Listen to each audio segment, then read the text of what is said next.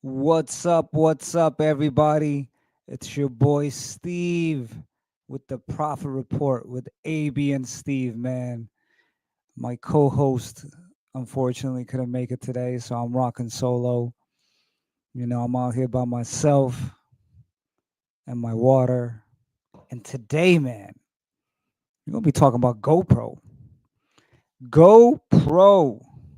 This was the most hyped device at one point a few years ago.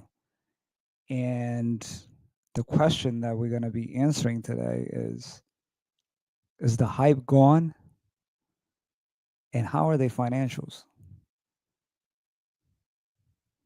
Yeah, I almost got a GoPro many years ago, but then now they look like they fell off the map. You know what I'm saying? You don't really hear about GoPro like you used to. And I just looked on YouTube, right? And I was trying to see if maybe there's people that are still using GoPro. iPhone with the gimbal versus GoPro stabilization test. 3, 2, 1, go. 3, 2, 1, go. So it's testing between the GoPro and the iPhone 3, with 2, the stabilization. 1, go.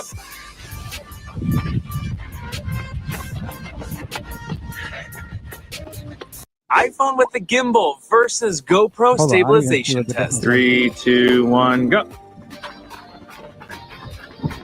3, 2, 1, go. 3, 2, 1, go. So the bottom is GoPro. So it looks more. iPhone with the gimbal versus GoPro stabilization test. It's more stable, I guess. Okay. Well, that's cool. That's cool. That's cool. So GoPro, man. Let's talk about GoPro. When did they start? What's happening right now? If you join in the stream, man, welcome. So what happened to GoPro, man? GoPro was founded by Nick Woodman in 2002. Damn, I actually didn't know it was that old of a company. 2002. Wow. That is man long ago. The idea for the company originated during a surfing trip to Australia when Woodman struggled to capture high quality action photos because he couldn't get close enough to the action with available equipment. I mean, this is the time also where camera phones were not available. So this is back then. His initial solution was a 35 millimeter film camera attached to his wrist with a rubber band. Then his passion for capturing action sports led him to develop a camera system that made it easier to get close-up footage. Key milestones, they introduced several key products. The first 35 millimeter film Hero camera was released in 2004, followed by the first digital Hero in 2006. Then it looked like they had some advancement in 2009 with the HD0 camera. So this was in 2009. They already had a camera capable of 4K. Oh no, that was released in 2012. I mean, yeah, 4K happened way later on, and so that's what helped them gain mainstream popularity when they released the Hero 3. And then I guess around that same time with the hype, then they went public, meaning they listed their stock to the public, so meaning you could buy it in the open market, and that's when they went public. Um, and then later models included the Compact Hero 5 Session in 2016, 360-degree Fusion in 2017, and then by 2018, the company now selling over 30 million HD Hero cameras. Wow. And then recent years saw the introductions of models like Hero 8 Black, Hero 9. So it's all like Hero. That's like their brand thing, huh? And in 2016, they did launch a drone which they discontinued in 2018. And looking ahead, it says GoPro announced a program in 2025 for US subscribers to potentially monetize their cloud content for AI training. So they even have subscription uh, with GoPro. Interesting. See, I don't know much about GoPro, so we're gonna learn as we go along. I don't know. I thought they were just a camera company, but look, they got subscribers. Then again, nowadays every business seems to be like some type of subscription, which is crazy. Like you can't avoid the subscription, man. Like, all right, current status. So right now, as of August 2025, they're navigating financial challenges, but it's focused on improving its position. They're implementing cost reduction and operational efficiencies. Some of this must be they cutting people. That's probably what it is. Product development continues with recent launches and plans for new releases, including an update to the Max and potential expansion into low light cameras. GoPro remains a notable player in the action camera market. Action camera market. So it must be like people that are like doing some type of like sports or adventurous stuff. That seems to be their target market. Okay. And is exploring new revenue streams like licensing content for AI training. Wow. Okay. The company is also actively defending its intellectual property with a favorable initial ruling and a patent case against Insta360. Who is that? Nick Woodman, who is the founder, or who is the founder. He's still the CEO, and they're anticipating a return to revenue growth and profitability in the second half of 2025. One of the reasons that I picked GoPro is they are at risk of being delisted. And what that means is if you're trading, it's a public company, meaning it trades in either New York Stock Exchange or NASDAQ.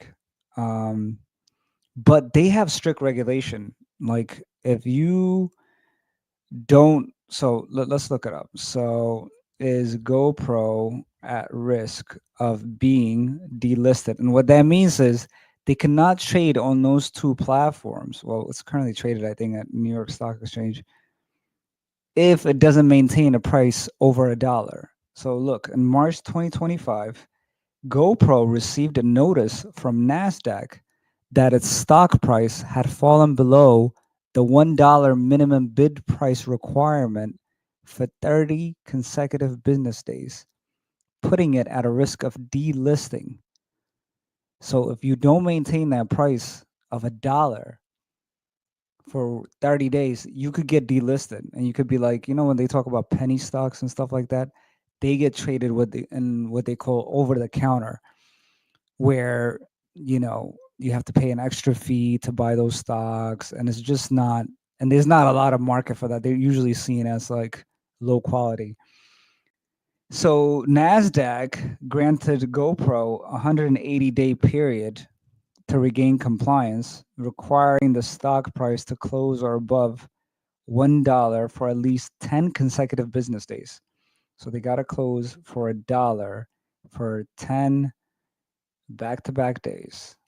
However, GoPro subsequently announced that it had regained compliance with the minimum bid price requirement by August 5th.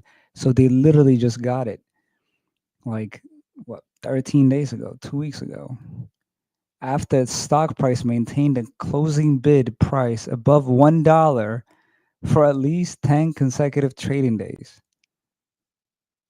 But it said that even though they did address this risk, that they're still facing a lot of financial challenges, including declining hardware sales, volatile profitability, and then the recent Q2 report showed a decline in revenue. Man, so what happens? Let's go in this rabbit hole for a little bit. What happens if GoPro does get delisted?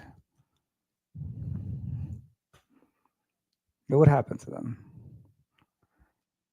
Oh, so it's exactly like what I said. Okay, so GoPro. So if they got delisted, that means the GoPro shares would likely move to trade on over-the-counter markets, such as the OTC Bulletin Board or OTC Pink.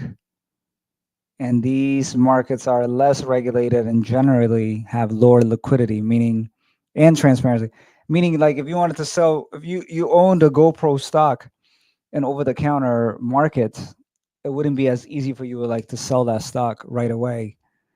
So that's the risk that they have. If they don't maintain that dollar price, they could risk going to this over-the-counter market. And also the trading volume. Like, when stocks trade during the day, like thousands change hands between buyers and sellers. But if they get delisted, the volume may also go down. There's also potential for bankruptcy or liquidation. Um, if a company files for bankruptcy and proceeds to liquidation, shareholders may lose their entire investment. Difficulties in raising capital. So that removes the option for raising capital through public stock offerings. I wonder if it affects their credit rating too. Reduced visibility, reputational damage, less access to company information. So, in summary, delisting would create significant challenges for GoPro and its shareholders. Potential price drops and difficulty raising capital, a loss of prestige. And we got to keep this in perspective. When they went public, if we look at their stock history, this stock was super hot when it debuted. Man, it was the hottest thing in town, man. Everybody's like, oh, give GoPro, GoPro, GoPro. That's why the profit report exists, guys. So we could analyze these companies and see what the hype is. If the hype is real or if it's a facade, you know? GoPro is hot. Don't look like it's hot anymore. So look, right now, you could buy a GoPro stock for $1.42. Yes, you heard that right. $1.42 to own one share of GoPro. That's crazy, bro. $1.42. Guys, that's crazy. You could own 1,000 shares by spending 1,420. All right, so if we look at their stock price, let's look at their old time. How much has it been? God dang. It is down 95%. Look, at one point, this is old time, right? When they debuted in September of 2014, that day, it closed. It actually went up all the way up to $96, but it closed that day with $93. And now it's down to $1.42. Man, so imagine if you had 1,000 shares, that would have been 93,700 worth of money. Now it would just be worth 1,420. That's a big drop, man. Big drop. That's crazy. Like, how much do they even cost now? Does anybody own a GoPro anymore? I mean, this is insane. Look at that price. Right. And before we go to their financials, let's see what the analysts are saying. Happy Monday, guys. What you guys doing? Appreciate you joining, man. Watching this.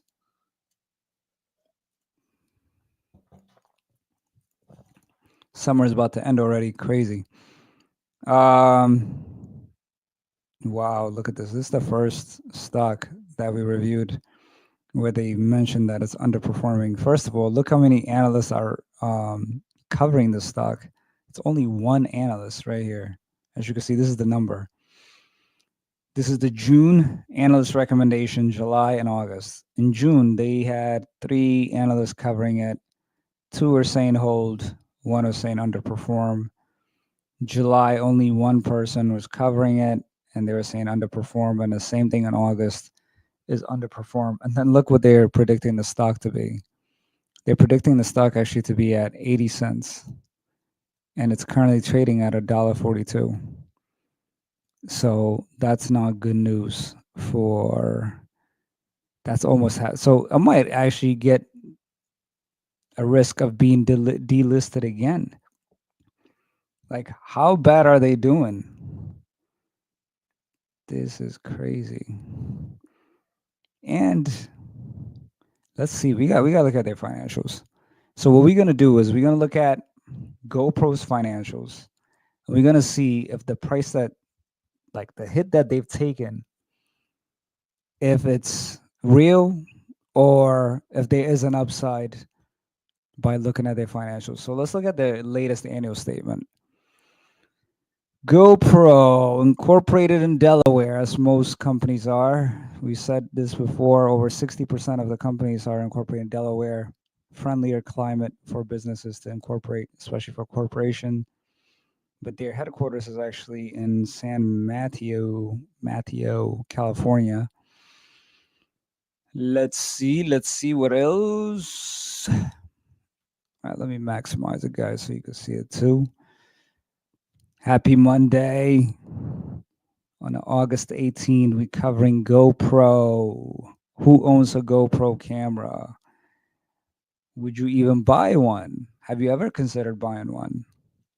I once did consider buying one, but then it was expensive at that point.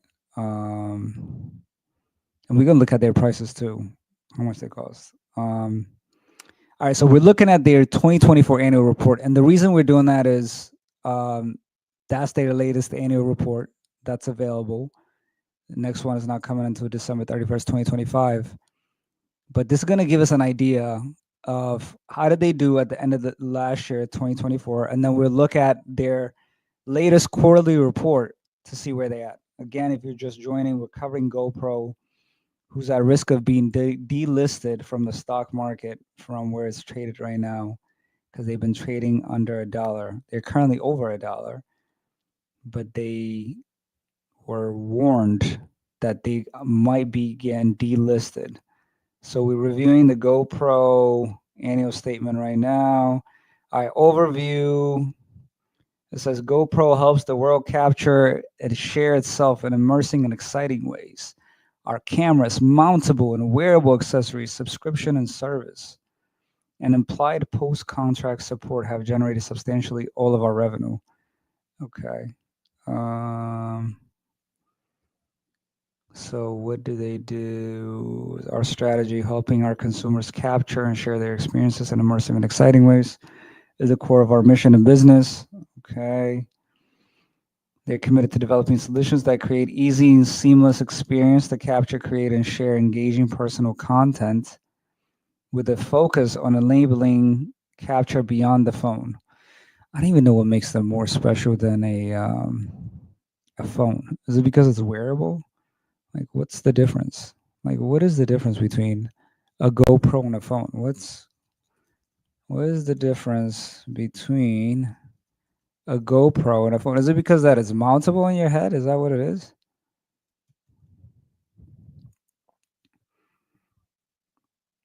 So it says GoPros and smartphones have distinct strengths. GoPros excel in ruggedness, action-focused video, and unique wide-angle perspectives, while smartphones are more versatile for everyday use with better low light performance and general convenience.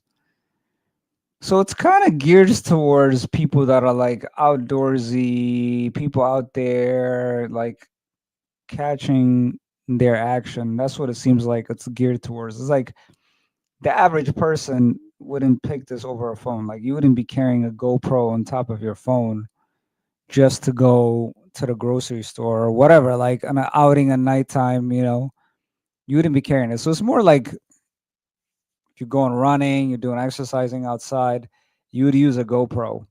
So that seems to be the target market that they're going after. But I don't know how big that market is. I mean, how many people are like that? All right, so we're still looking at their annual statement. products. Let's see what kind of product. They got the Hero 13 Black. This is their flagship camera launched in September 2024. Um, looks like 5.3K at 60 frames per second. Higher capacity battery, resulting in longer run times. Hero 13 Black. What does that look like? I wonder how much they even sell it, yo. It used to be super expensive. Hero 13. How much does that cost? A Hero 13. You know, it doesn't even look that nice too. That's another thing. Like, it's like small and how much is that? $429? What? That's a little expensive, yo. 429? Would you guys buy this for 429? I mean, I feel like you could get like similar cameras on TikTok Shop for like cheaper or like on Amazon. 429? Let's see the reviews. Do people like this stuff? Let's see. 4.8. I mean, that's pretty good. 37 reviews, not a lot of reviews. It says, love the new GoPro Hero. From now on, always in my travel light equipment, and especially happy with the versatility to use it on the go so far for biking and city trips. Can't wait to take on my first hike around a volcano. So this is a very action-oriented person. They want to go around a volcano. All right, another person says, great camera. As all with all GoPro cameras, full of features and action is no problem. All right. Coming from a Hero 7 was quite the step up. I was not disappointed. The battery's good. Okay. So and these are verified reviews. So it looks like people like it. I mean, it's not a ton of reviews on their website. It's 37 people. But the price point is a little expensive. $429 for their latest camera, it seems like. That's a little steep. You know? All right. So let's go back to their financials. So this is one of their products. Let's see, what else do they have? They have Hero 12 Black. They have the Hero. I mean, let's see. Let's see how much their stuff costs, man. Let's see. Cameras. Shop by camera. Hero 13 Black. Shop all. Let's see if there's some affordable options in here.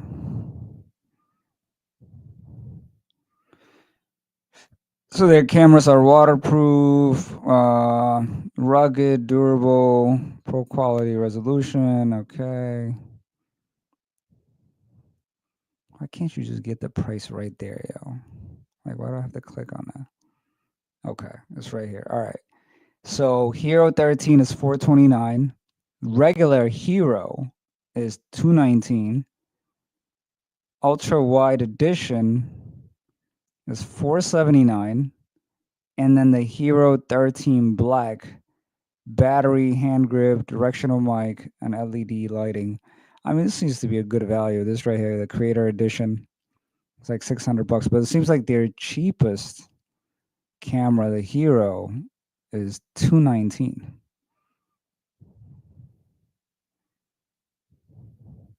Yeah, it just seems expensive. You know, if you just go to Amazon, you honestly could find cameras. I mean, if we just go to Amazon and look at cameras. What is this?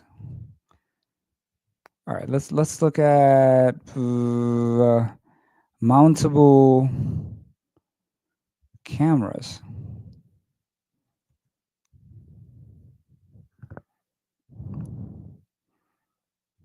Oh, no. Let me see. Person mountable.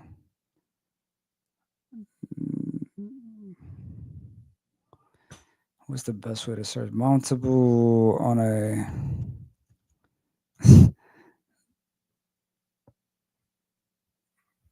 Look, there's a body camera right here.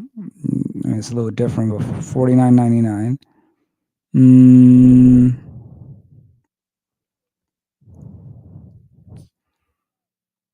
let me see. You know what? I'm gonna type in GoPro type cameras.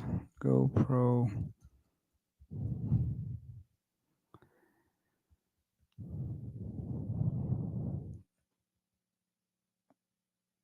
Let's see. All right, look, this thing right here is called Akaso. So this seems to be a similar type of situation as GoPro. You know, underwater camera, zoom support. I mean, 37,000 rating, only for $69.99.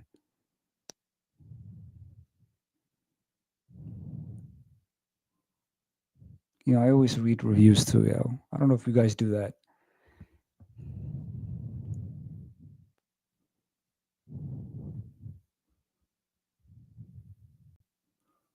Let's go back. So these are some of the competitors right here. See customer reviews. Let's see, Allure. So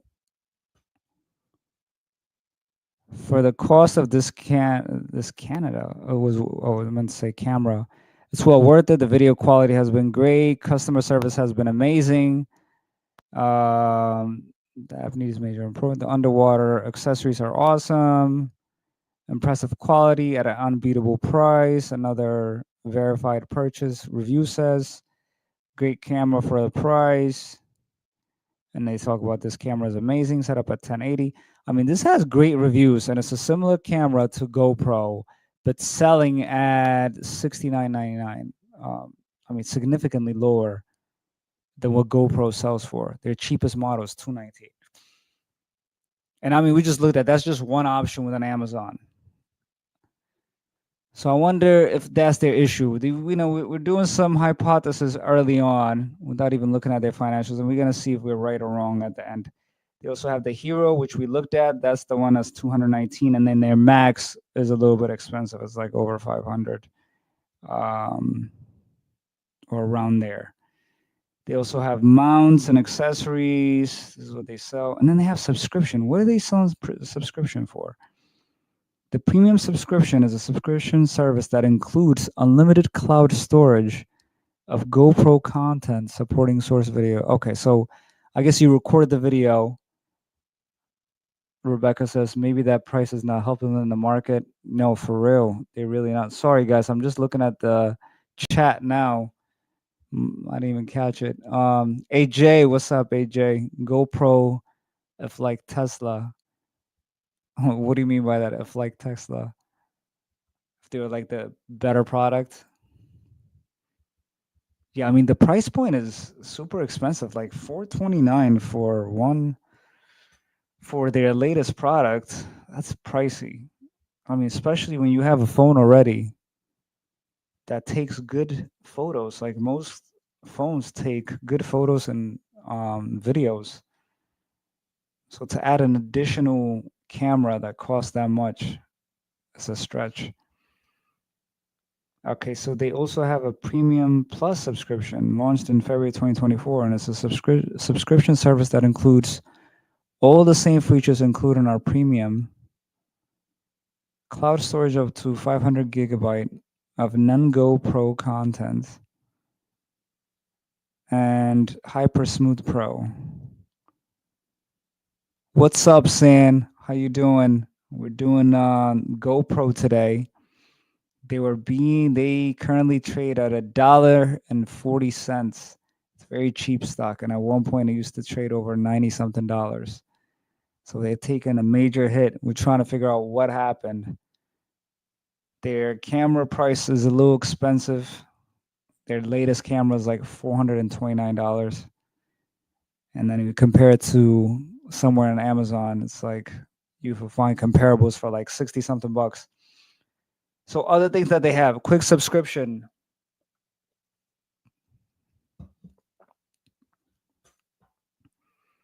So subscription is like they like storing data too. It's not even it's nothing really geared towards what they're doing. You know what I mean? It's more just it's like a Google it's like what Google offers with like your photos and stuff. They give you storage services. That's what they're doing over here too. Seasonality. Okay. So oh, you at work, Sin? Yeah. Well, we appreciate you listening, man. Still every day, man. Shout out to the day ones, man. Everybody that comes in here supporting us every day. AB taking a day off over here, you know what I'm saying? So I'm holding it down, but you know, he deserves to. Everybody needs a break. Um Back to it. Manufacturing, logistics, and fulfillment. Our hardware products are designed and developed in the United States, France, China, and Romania. I never seen Romania in an annual statement before. So that's just random. And the majority of our manufacturing is outsourced to contract manufacturers located in China, Thailand, and Vietnam. So they do the same thing like as Apple. Like they do the design and then they send it overseas and then have them do the work. So they say believe that using outsourced manufacturers enables greater scale and flexibility. Yeah, of course. Um, Sales channels. We offer our hardware products in over 80 countries. Wow. That's actually surprising. I didn't know they were in that many countries. That's a lot more than I expected. So in 2024 and 2023, GoPro.com revenue, which includes subscription and service revenue, represented 25% and 30% of our net revenue. Really?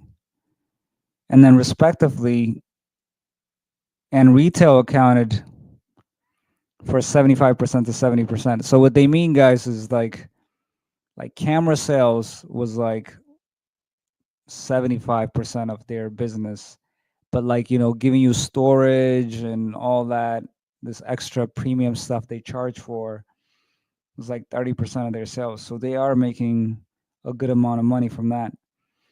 So they do direct sales. We sell directly to most of our retailers in the United States. Like, who has a GoPro, yo? Does anybody in the chat have a GoPro?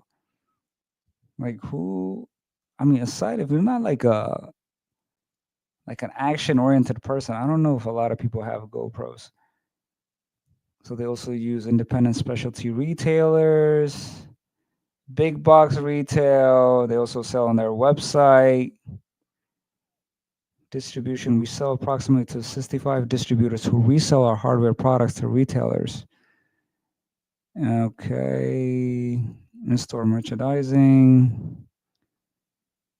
So social media plays an important role in our consumer marketing strategy. As of December 31st, 2024, we reached a total of 53.6 million followers. What? GoPro got that many followers? Oh, dang. Okay. And we reached a total of 4.7 billion views on GoPro's YouTube channel. Man, their YouTube channel is like that? No way. Seriously? I'm actually surprised. So they got a good presence. GoPro channel.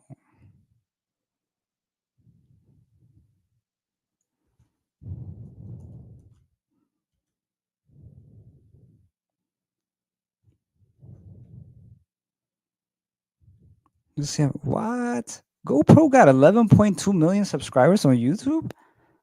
What? Yo, you know how hard it is to get subscribers on YouTube like that? They got 11.2 million? It's not just about getting the shot itself, but it's also the adventure of going out to capture it. Let's look at some of the The videos. light just keeps getting better. Feels like I'm hiking through a painting. It's what I dream about. I am a filmmaker and director of photography. Food content creator. I'm an underwater photographer. Terrestrial FPV drone pilot. I like to create. I want to tell you why. Why the Hero 13 Black is the most capable, Most versatile GoPro ever. The camera fits into my lifestyle. It can go anywhere I can, and it leaves room for creativity. I've always had a GoPro on me. It captures the world just as I see it. It is durable. It's waterproof. I can beat it up. I know it's going to last. I don't know what on earth is going on in here, but it is ridiculously smooth. now you have this magnetic mount. I can move the GoPro from here to here to here, getting all the angles. And also the magnetic power cable. We got all the power that we need. So it's ready for any time lapse. The best feature of the Hero 13, the suite of lenses. I am a painter, and to capture, I've got this, which is the macro lens mod. This has been a total game changer for me. What's so cool about the macro lens mod is it has an actual focus ring. This is so much more than a macro lens. I am able to rack from focused on everything. Yeah, that looks cool. So they got 11.2 million subscribers. That's impressive. Very impressive. Okay, let's go back. So they do some consumer marketing on these channels. What else? What else? What else? Lifestyle marketing. So they do some lifestyle marketing. They have strong relationship with influential athletes, celebrities. Who's sponsored by GoPro? Let's see who they sponsor. Who is sponsored by GoPro currently?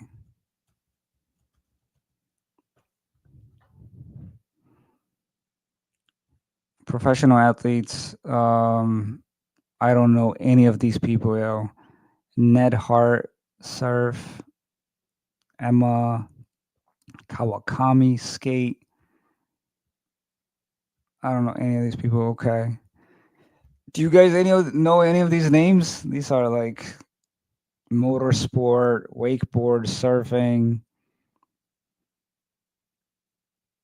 Yeah, this is definitely not athletes I'm familiar with. And I do watch sports.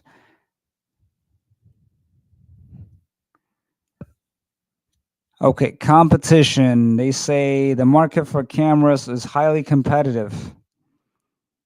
And we compete against established, well-known camera, Sansas Motorsports. Do you know, are you familiar with any of these people? I know, I noticed some of them are motorsports and some of them are like surfing and stuff. I have no clue what their names, who they are. So they do compete with Samsung, Sony, which actually we're going to cover this week, guys. It's electronics week. And that's one of the reasons we picked this company. Is it's an electronics week. So AB, we're supposed to do Sony actually, but I know that was AB's pick, so we're gonna have him do that when he comes back. He might be doing it tomorrow. So they do have some competition. There's a lot of companies.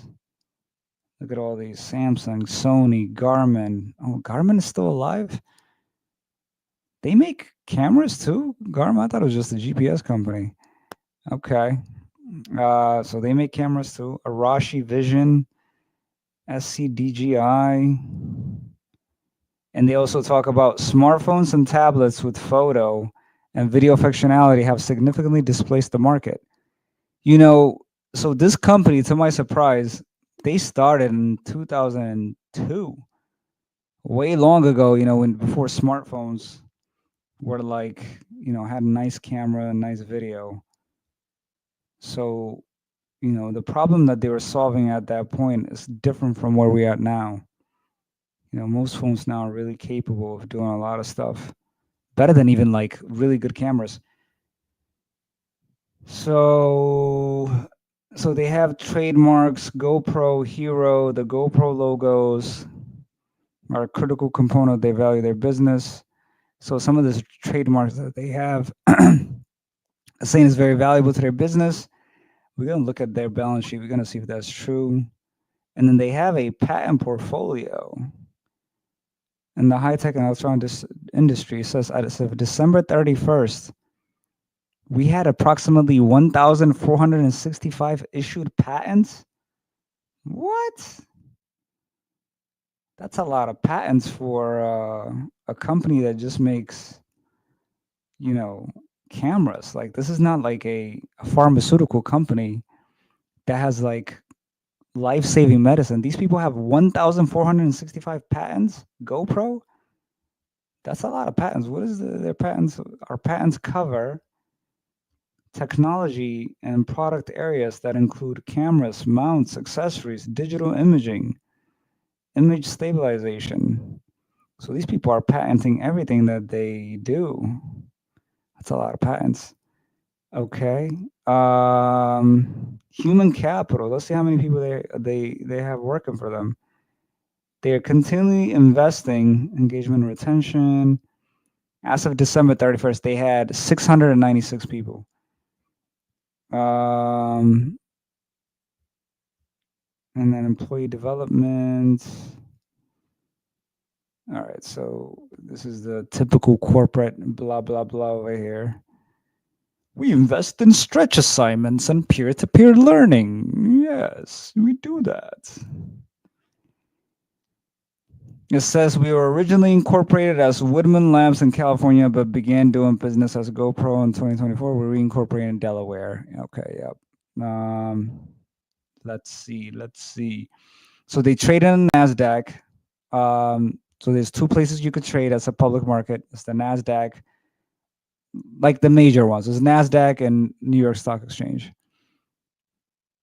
And what else? Risk factors. Risk to their business. Let's see.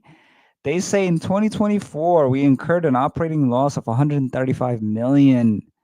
So they lost money. It's not looking good.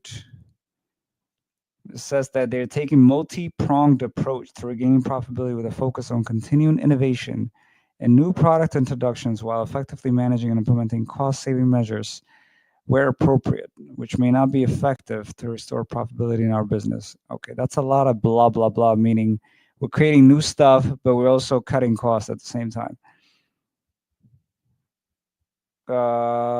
We may not be able to acquire. This is all. So these businesses have to state all these risks. So sometimes some of this risk is obvious to any business, but some of them are specifically to what they're doing.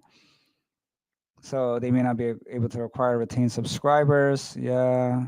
They said we have experienced high subscriber growth over the past several years, but we might not be able to sustain such growth. So it looks like they got some good amount of subscribers. So it says our subscriber growth slowed to 1% from 12% when comparing subscriber count for the 12-month ending in December 31st. So like they had it dropped.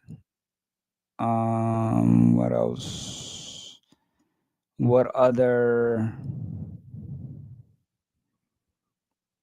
Let me see. What is this?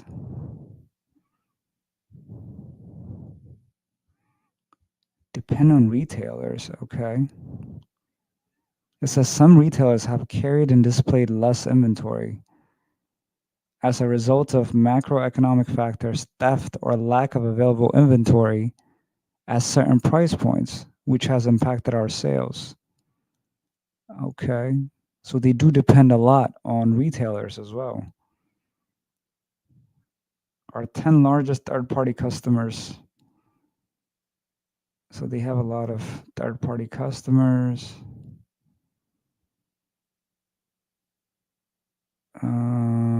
Okay, some of these risks are the digital imaging market is highly competitive. Yeah, we already mentioned that. They talk about future growth depend on our ability to develop new products. Yep. Due to seasonal, so cameras are seasonal. Like, well, I guess it makes sense though, right? You would probably get cameras and stuff for the holidays for people. So it says seasonal consumer shopping patterns significantly affect our business. We have traditionally expressed a greater revenue in the fourth quarter of each year. I mean, that's a fourth quarter is like that December timeframe, It's the October, November, December. So they experience higher growth around that time, which makes sense. They say we may not be able to secure additional financing on favorable terms or at all. So they're saying in the future they might not be able to borrow more money because of their current situation, because they're losing money right now. So they may not be able to borrow money to innovate and start new products. Substantial risk related to inventory, purchase commitments. Okay. Oh, they talk about the tariffs as well. I mean, they subcontract their work to Asian countries. What's up, AJ? They subcontract their work to overseas in China. And so look, they say we continue to explore manufacturing capabilities outside of China, but they do make it in China and a few other Asian countries. And the tariffs are going to affect them materially, but they're trying to find out if they could make it anywhere else. It says we choose to transition more manufacturing outside of China. Sales of our products in China are material to our business and represent a significant portion of our revenue. Also, the Chinese be buying a GoPro like that. This revenue stream from China is at risk in the event China imposes retaliatory tariffs impacting inbound sales of our products. Oh, so China's a big market for them. Okay. Data breaches and cyber attack. I mean, that's a risk that exists for any business. It's not just for this business. Our international operations account for a significant portion of our revenue. It says revenue from outside the United States comprised 64%, 61%. So 64% of their sales was international in 2024. Wow. Man, okay. So it's more popular outside of the US than in the US. And then they currently have foreign operations in Australia, China, France, Germany, Hong Kong, Japan, Netherlands, Philippines, Romania, United Kingdom. Man, for a company that has like only 600 and something employees, there's a lot of operation in foreign countries, man. That's a lot. That's 1, 2, 3, 4, 5, 6, 7, 8, 9, 10. And a number of other countries. Why do they have so many? You don't even have that many employees. Okay. Let's see, what else? Our success depends on our ability to maintain the value and reputation of our brand. What's up, chat, man? Shout out to you guys for watching, by the way. It's Monday. Appreciate you being here. If you got any questions about GoPro, anything specific, let me know as well. Could dig it up, but we're looking at some of the risk the business says that they're facing right now. We use artificial intelligence in our business, and its improper use or unintended consequences could adversely affect our reputation. It says we have in the past and will in the future integrate new and evolving technologies such as artificial intelligence. Okay.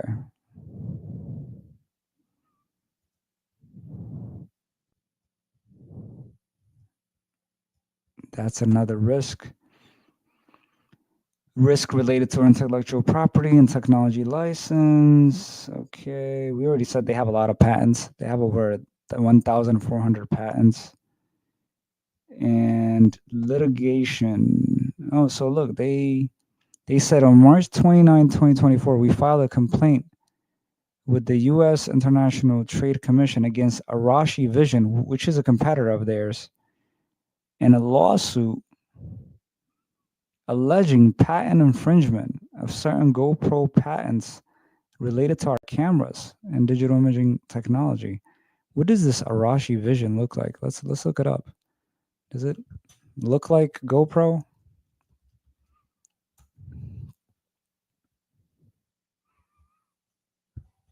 Mm.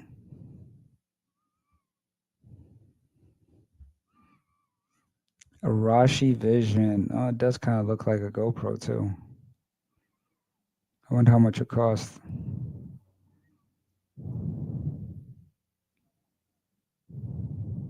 Out of stock. Come on, Arashi.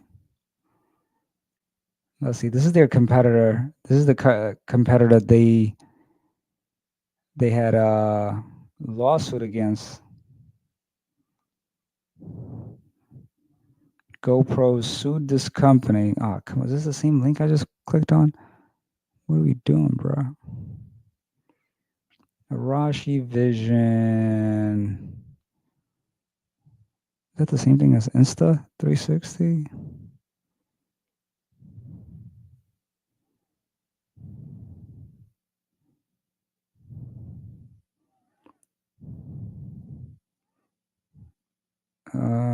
Let's see. Accept all cookies. Let's see how much this costs. Oh, so these things are expensive, man. $399. Golly.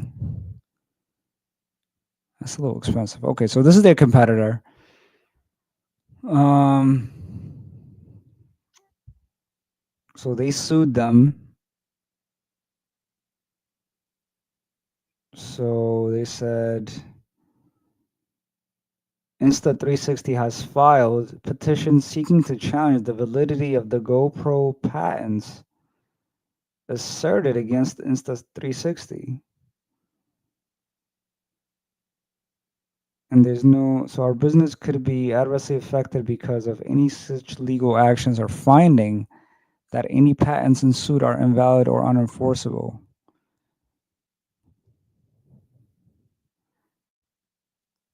Okay, so it looks like it's still ongoing. It says, for example, Insta360 has filed 3 patent infringement actions against us in China.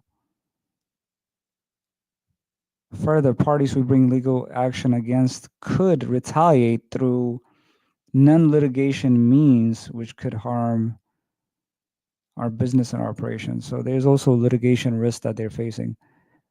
Oh, baby. Is that you, AB? Oh, baby. What's up, man? You got a new name? Oh, baby. What's up, oh, baby? We're looking at GoPro, man. We use open source software in our platform.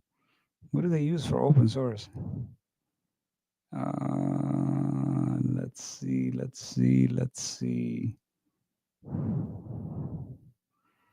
So these guys can't even afford a regular. Why do they use open source? It says from time to time, companies that incorporate open source software into their products have faced claims challenging the ownership of open source software. So, guys, essentially, open source is like it's like a software that's available to anybody, essentially, and then companies could use it as well. Like people usually add to the code and stuff like that.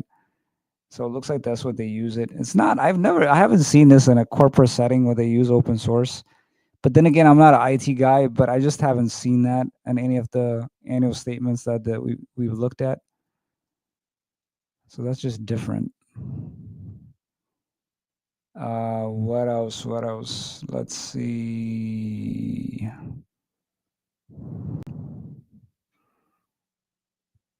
Oh man, this is a lot of risk, for a camera company. This is a lot of risk. Let's see, what else do they have? Oh, look, they said our stock price has been and will likely continue to be volatile. They said since 2023, our closing stock price ranged from a high of $6.46 in the first quarter of 2023 to a low of $1.09 in the fourth quarter of 2024. It says our stock price may fluctuate in response to a number of events and factors such as quarterly operating results, changes in our financial projection.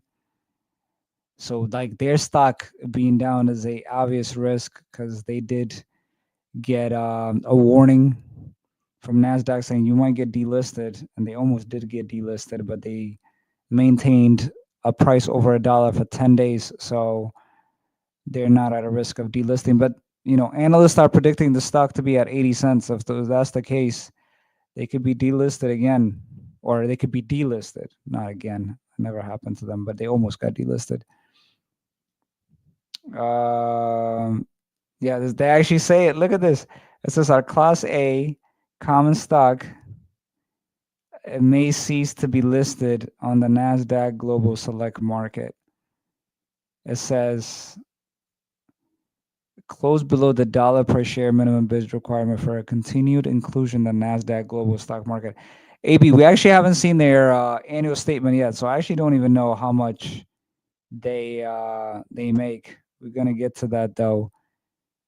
The one thing that we looked at, which was surprising, is like over 60% of their revenue comes from international, man, which surprised me because I thought they were like an American, like American-based business. I didn't even know they had that much international presence.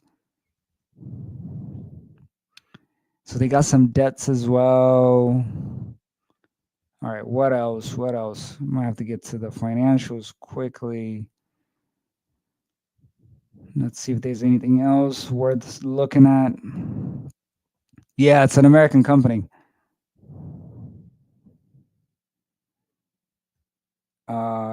Catastrophic events, cybersecurity.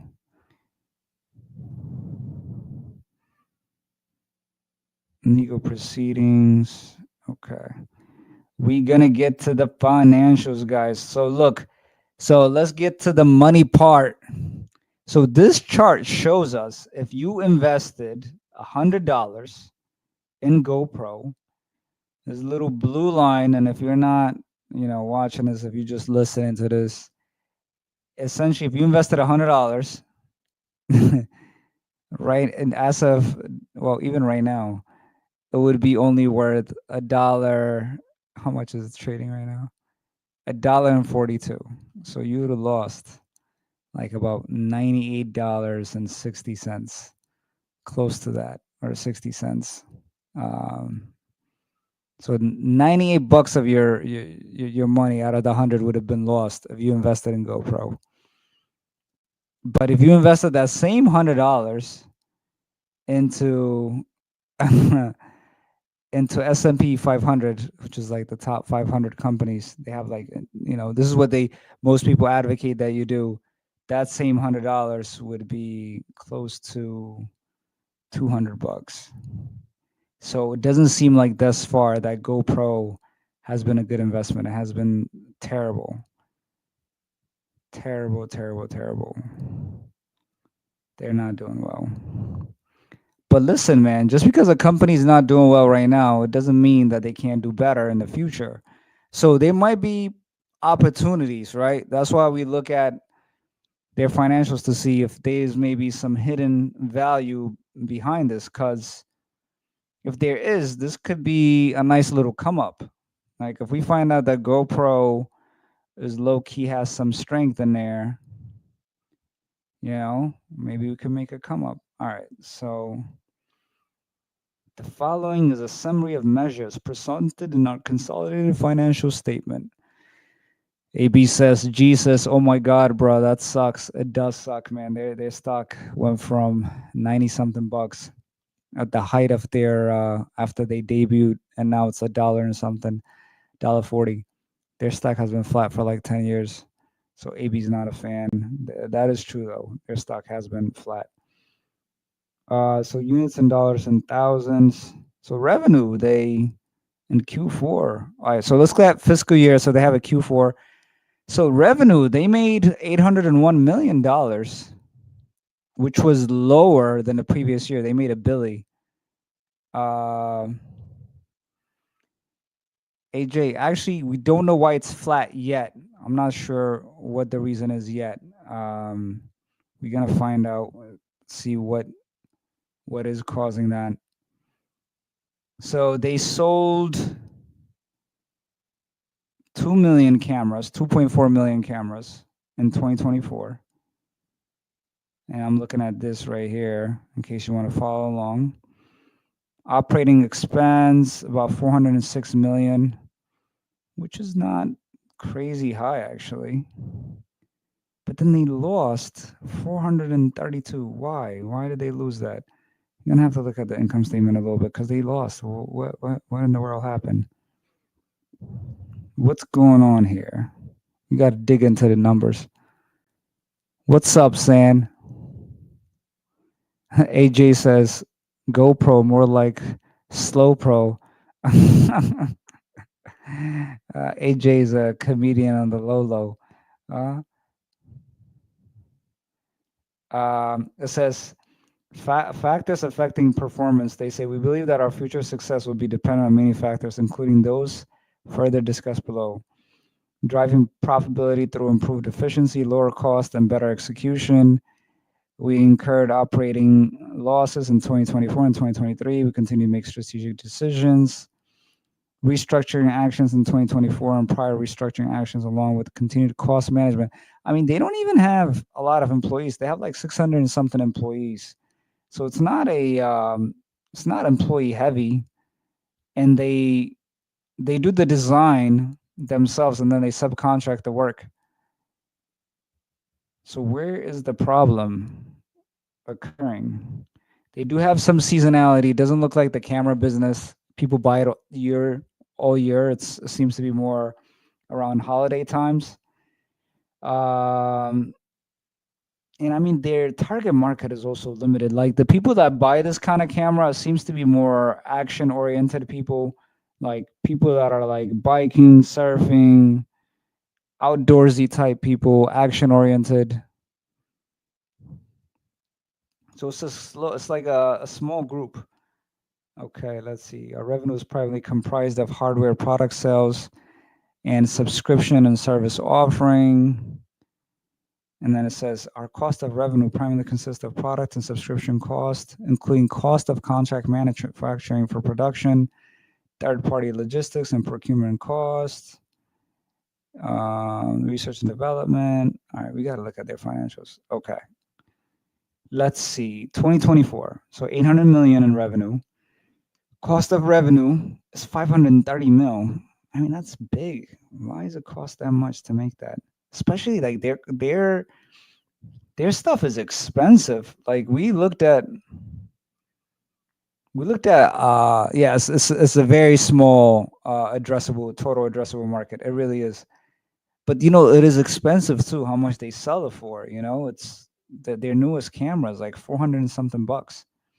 But look at their cost of revenue, like 530 million. That's expensive.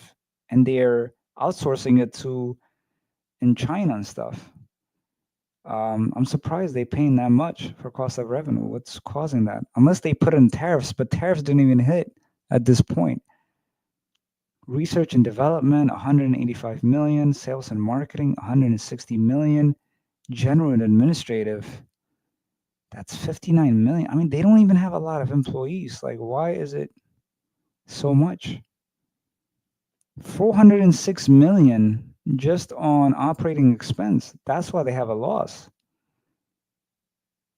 I mean, I understand why sales and marketing would be high because you have to market this product, but research and development, what in the world? 185 million? Damn. So they had a loss of almost half a mil. Oh no, I mean $500 million, $432 million that they lost. And that was even worse than the previous year. They lost 53 million last year, and then now you jump from losing 53 million to almost $500 million. Like, what in the world? That is huge. And then, I mean, what caused the big change?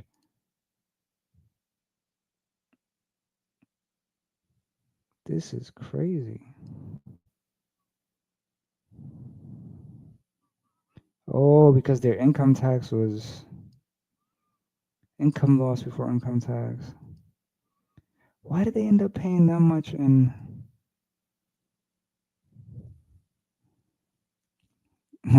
Man, at least AJ says, man, I looked this up on AI. I feel like there's more to the story these numbers can show. AB says they need to sell themselves to Meta. Meta can use and establish a brand like this. And then AJ says this is a sequence of bad decisions over time. I mean, the founder is still the CEO. It's not usual actually that you see the founder still being CEO. Usually they oust founders.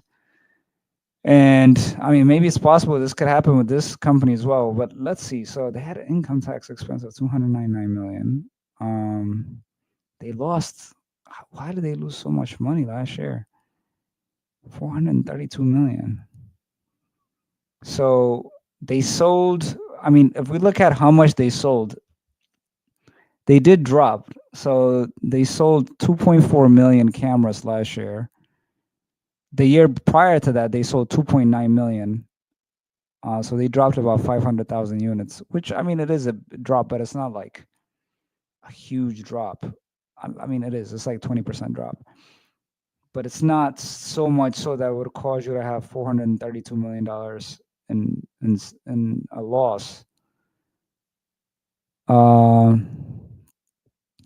AJ says, I didn't know they tried to go into content space. Yo, by the way, speaking of content, they have a huge YouTube followers. They have over 11 million subscribers on YouTube.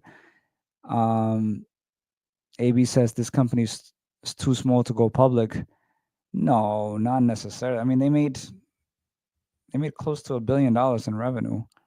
And we looked at that. What's that company that's public traded? That's a stripper company.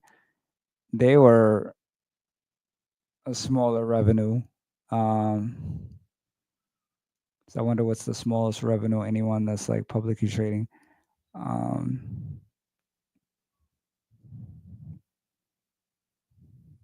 Let's see, percentage of revenue. What's the smallest? Let's look it up. Smallest revenue company that is publicly traded.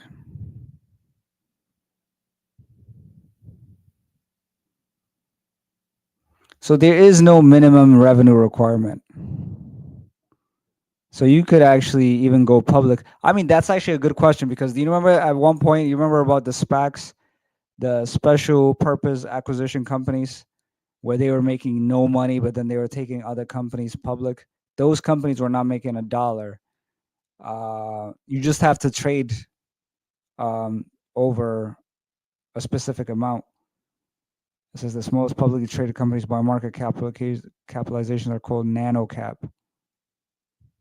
AJ says, bro's going to pull up a fried fish shop on S&P 500. So yeah, no revenue requirement. You could have $0 and it could be trading in the public market. But you just can't trade over under $1 for like so many consecutive days, and then you would be at risk of being delisted.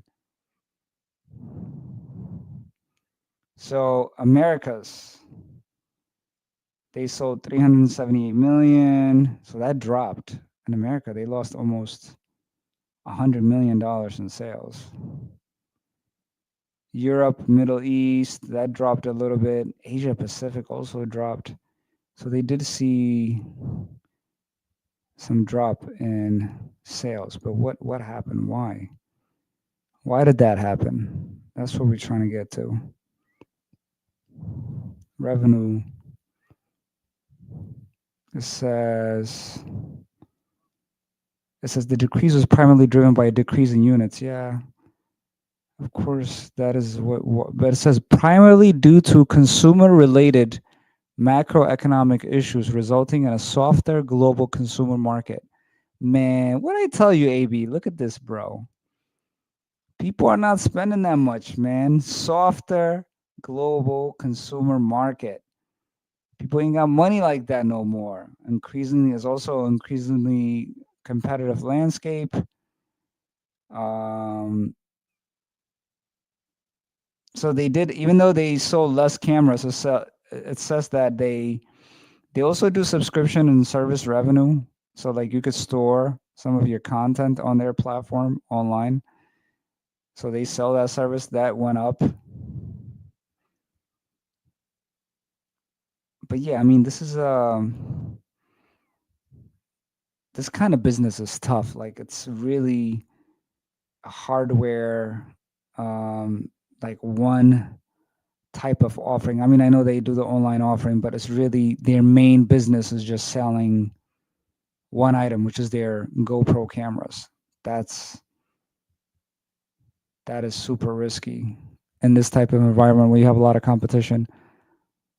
Um, oh, AB said that 360 company is killing it. I think, yeah, they actually have a lawsuit against that company. We just looked at it. That is their main, one of their main competitors. And AJ says, dude, they had a few bad decisions. Another big thing is that cameras on phones got so much better over the years that you don't really need external cameras. Most people start lagging and stuff, basically using their phone. The phone cameras are not rugged. Yeah, so AJ does make a good point. That's the main difference about these kind of cameras is that they're rugged and they're supposed to be better at catching like action shots.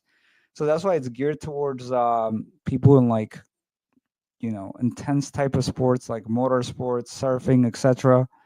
Like your regular camera does do a better job like of capturing a lot of stuff, but like if you're on the move and stuff, it's more stable. The GoPro, because they did even videos on YouTube comparing those two, and looks like the GoPro is a little bit more stable. Like even when you're running, GoPro is more stable. So yeah, it's a smaller market. It says GoPro, I feel, is used by car guys, but those 360 cameras are winning. Yeah, those 360 cameras.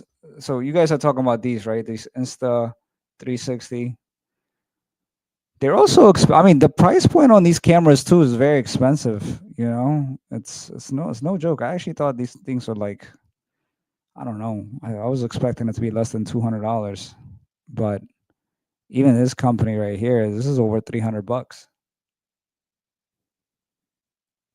Yeah, it is definitely a small market, man. That rugged stuff is very small market.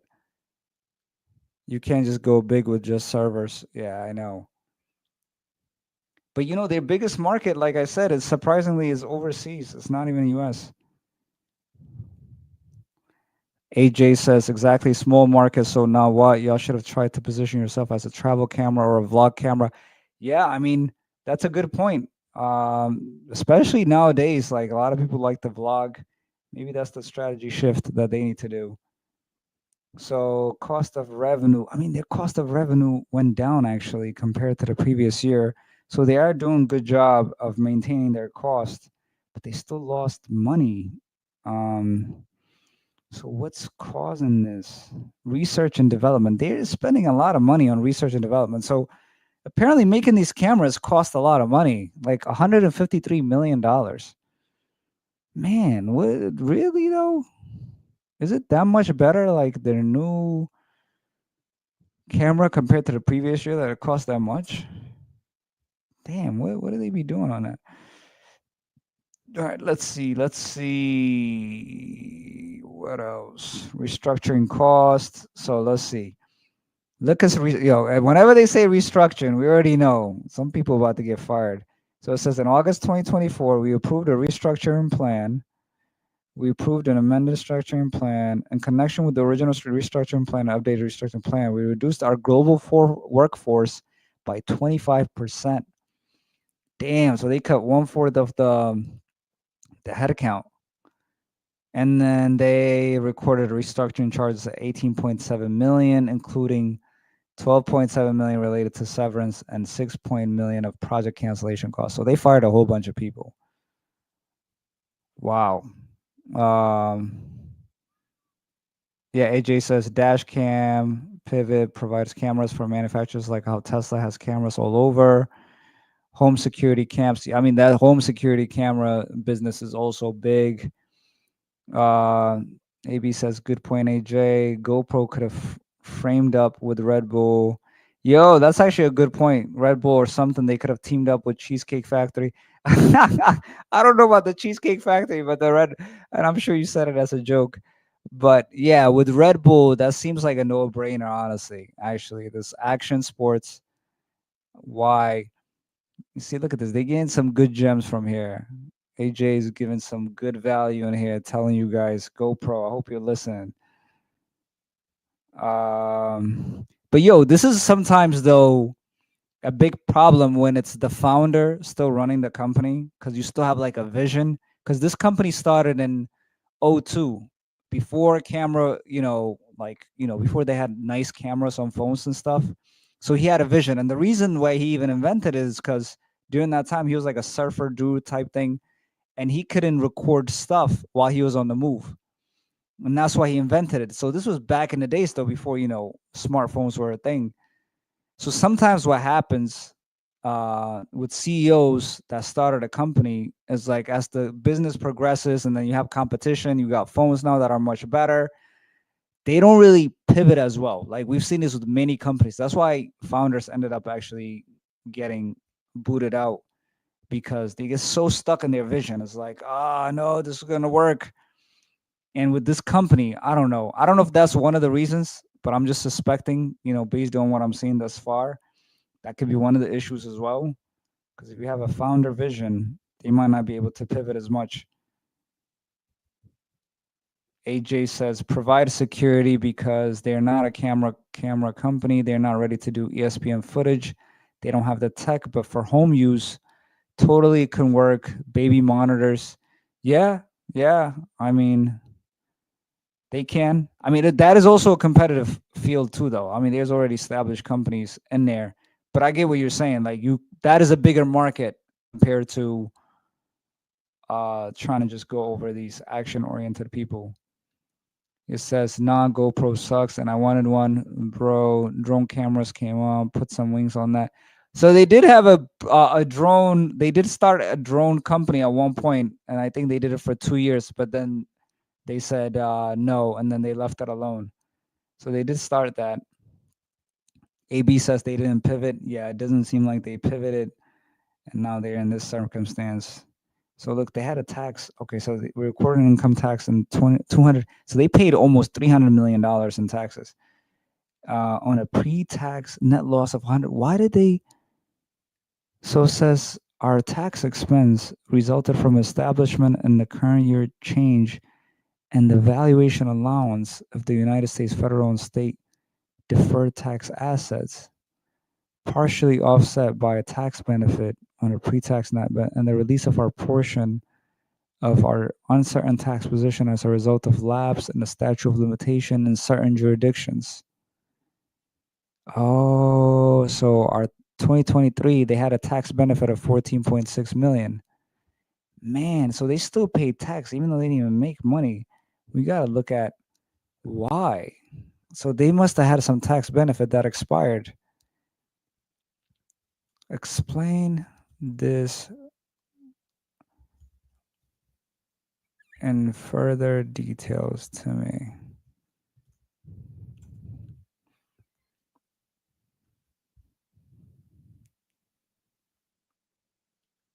So it says typically if a company incurs a loss, it would expect an income tax benefit, of course, because losses often can be used to offset past or future taxable incomes. A crucial element in this situation is the valuation allowance established and changed during the year of the company deferred tax assets. So deferred tax assets arise from temporary difference between accounting rules and tax rules. They represent future tax benefits that a company can realize when they could utilize tax attributes like net operating loss. However, it's more likely than not that a company will not be able to realize a portion of all its deferred tax asset must establish a valuation allowance against them. This allowance effectively reduces the value of the DTA on the balance sheet. Oh. Oh, so if there's a negative tax benefit, man, they still pay tax. AJ says, "Man, Steve, cut the stream. This company is done."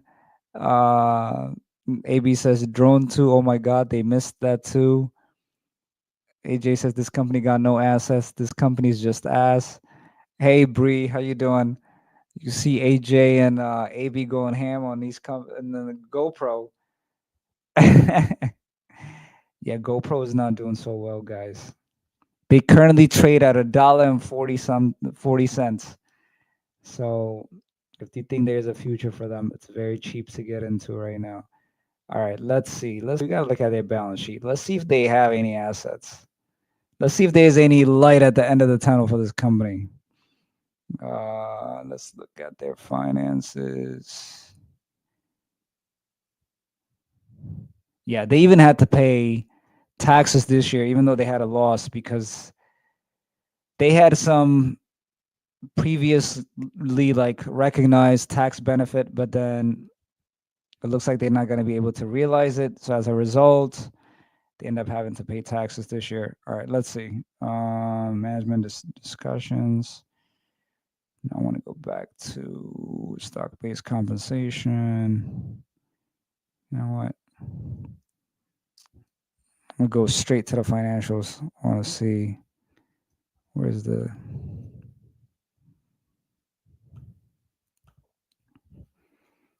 Let's see. GoPro. AJ says GoPro tried too hard to be lifestyle. Yo, they did. But you know, at one point though, they were so much hype around GoPro, man. You know, I don't know what like eventually like why they dropped, but at one point it was just the hottest thing in town. Let's look at the financial statements. Have you guys ever owned a GoPro or tried to own a GoPro? I almost did, but it was too expensive. I remember it did look cool, you know.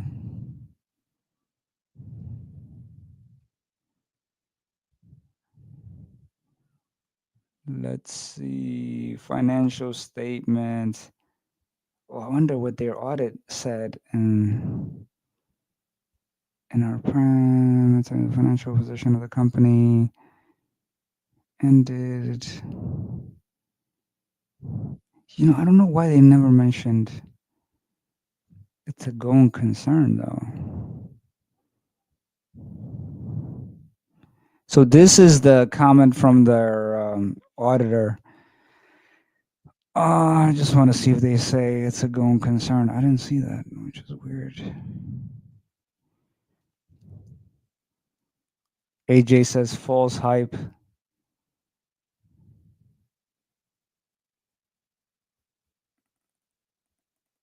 Oh, so they say critical audit matters. It says, man, even the auditors mention it says revenue critical audit. The critical audit matter communicated below is a matter arising from current period audit of the consolidated financial that was communicated.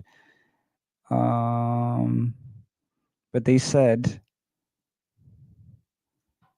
as described in Note 1 of the consolidated financial statements, substantially all revenue is derived from the sale of cameras, mounts, accessories, subscription, and service. To be entitled, the company recognized revenue from the sales of arrangements.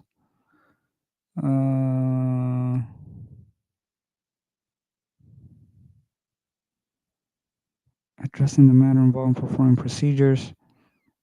Sorry, guys, I'm just reading this part. So if you hear me being quiet, I'm just trying to see what is the, if I see something important that I would relay to you guys. Testing on a sample basis, outstanding on the balance. Oh, okay. And PwC is their auditor, which is one of the toppest. I mean, one of the top audit firms in America. All right, balance sheet. Let's see. Okay. So balance sheet, guys, I'm sure you already know what that is at this point. It kind of shows us what the assets that they have, liabilities that they have.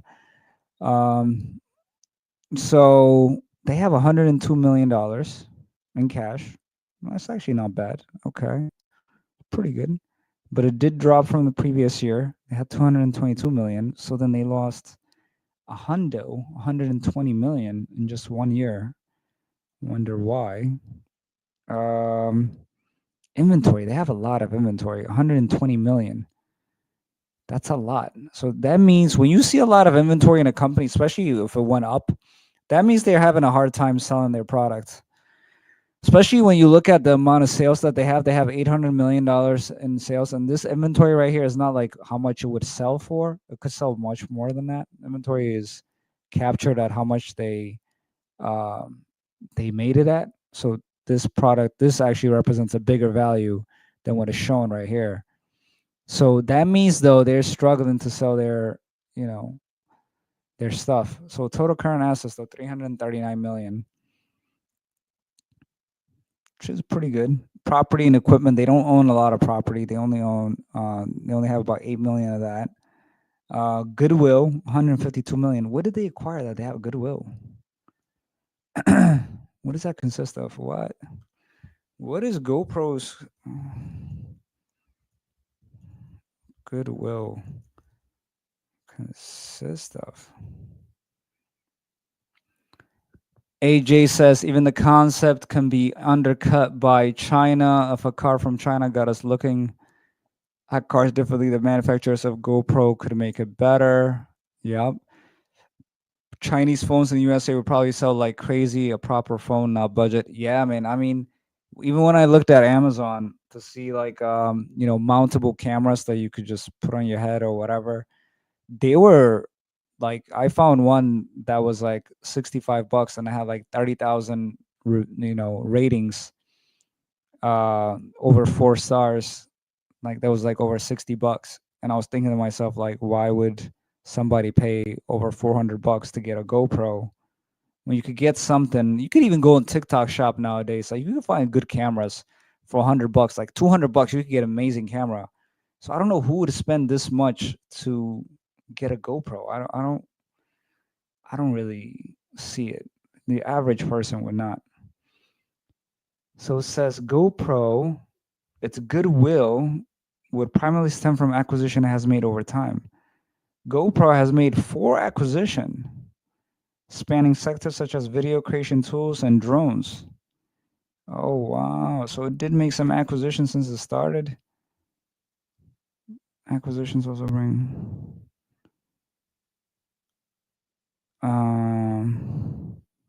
What companies did it acquire? What companies did GoPro acquire? So it looks like they have bought a few companies in the past. So in January 2024, they acquired this company from Sydney, Foresight Helmet Systems. They manufacture smart helmets with integrated safety and communication features, and it intends to leverage this acquisition to produce its own branded smart helmets and partner with all other helmet manufacturers. And then this one, Real Steady, a company specializing in stabilization software for video footage. Stupeflix developed the Replay video editing app, which automatically combines clips and photos into videos with effects and music. Man, now you got TikTok that would just do that for your AI. This is another one. Vimory says developed the Splice mobile editor, offering manual control and advanced editing features for smartphones. Another company over here, Color, a spherical media and virtual reality startup. They developed software like Autopano Video, Panator. Cineform, a video compression software company that developed the Cineform 444 video codec, known for its ability to make HD and 3D editing faster without sacrificing image quality. Wow. So, I mean, the recent company that they acquired, this is the Foresight Helmet System. This sounds kind of smart when you look at it. It's like, oh, this is kind of cool. AJ says another reason why business school sucks. Niche is not always good. They found the niche and failed. But listen, business school also tells you to pivot when you need to. You know, they didn't pivot. Let's see. This is the company they acquired in 2024. Supposed to be like advanced helmet. Let's see what this is. Oh, this actually kind of looks cool. Let's see. What is this? Foresight is no longer accepting orders directly from US based customers. What? Why not? That's kind of whack.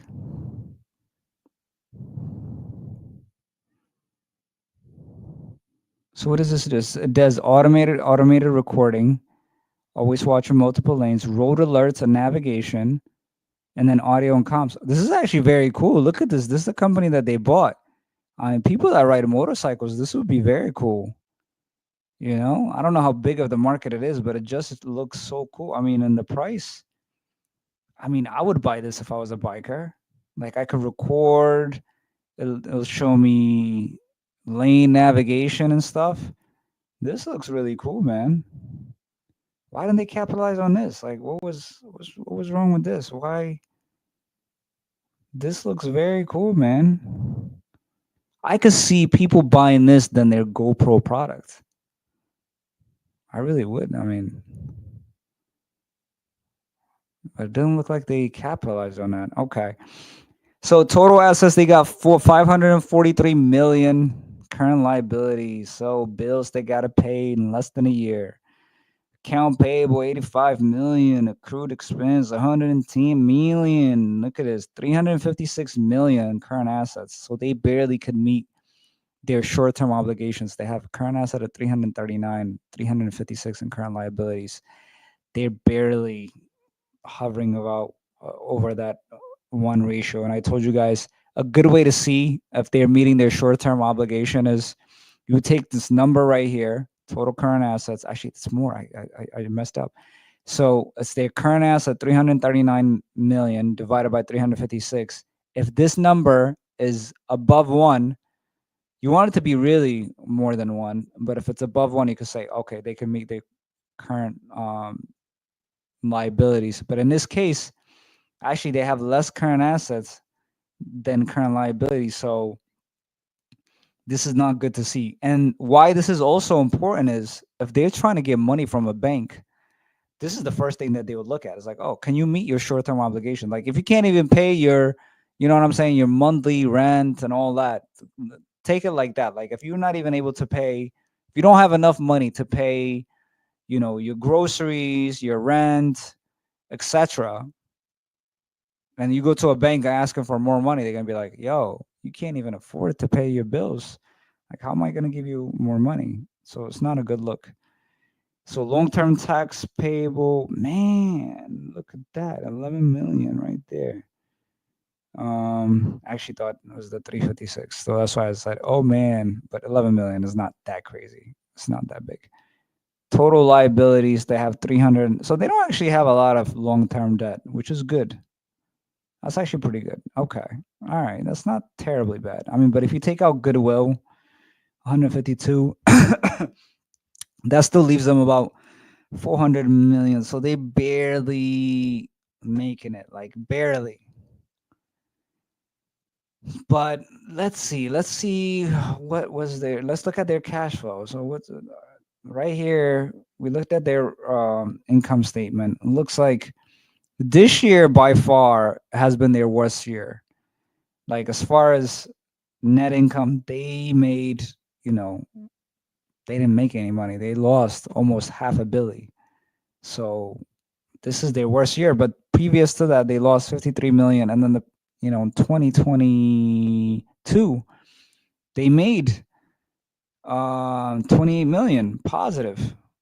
And I mean, what changed? Like, what is they have lower cost of revenue. I mean, the biggest thing is that their sales dropped. $200 million in revenue dropped. That's a big drop, man. And they're attributing it to a softer market. Like people are just not spending as much. I mean, maybe they need to consider dropping the price as well. I mean, they have a lot of inventory, you know.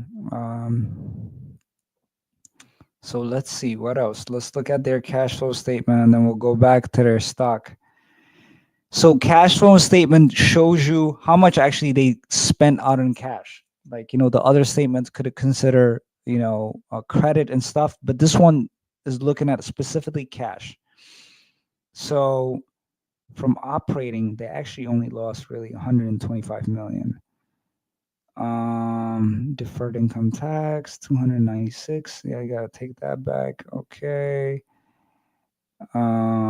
Inventory, investing. What do they do with that? Purchase of property and equipment. So they did buy some property and equipment, about $4 million worth. Acquisition net of cash acquired. So they did have an acquisition of 12 million. And financing activities, they did issue more stock and they made $2 million. And then it says tax paid related to net share settlement of equity awards. So they had some stock awards that they gave to people as well, and then they had to pay taxes for that. That was about $3 million. I mean, nothing crazy. Effective exchange rates. Because of, they do a lot of business outside of the country, and the value differs obviously between the dollar and all the other currency. They did lose about $1 million with the currency exchange, which is not crazy high. So that doesn't explain it either. The big question is, why are people not buying GoPro? Why did it drop 200 million? They're saying softer market, but is that because people are really not spending that much, or is that because they got competitors like Insta360, that's making it harder for them to sell their products at a high price, like people going somewhere else? Yeah, it's not really 100% clear. And there's nothing in their financial statement, guys, that shows us that there is a bright spot coming. The only bright spot that I saw is them acquiring that helmet company, but it doesn't look like they did much with that company because I didn't even see much with that. What else do we have? Let's see if there's anything else. Oh, they do talk about that. It says the company completed acquisition of the Foresight helmet system for a total consideration. So they bought that company for 14 million. The allocation of purchase price primarily included 7.5 million in developed technology and 5.9 million residual goodwill. What else? Fair value measurement. I'm trying to see if they give us some information of what is causing the drop.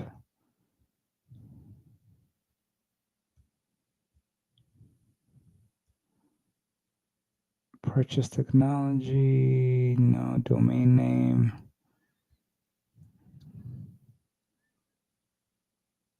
It says in 2021, the company entered into a credit agreement which provides a revolving credit under which the company may borrow up to an aggregate amount of 50 million. And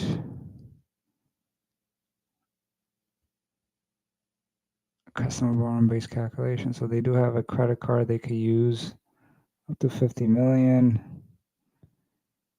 And they look like in 2020, the company issued 143 million aggregate principal amount of 1.25 convertible senior notes.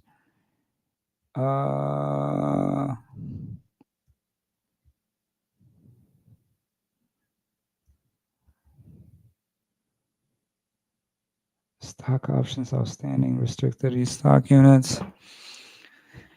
Let's see, common stocks available for future grants, 24,000.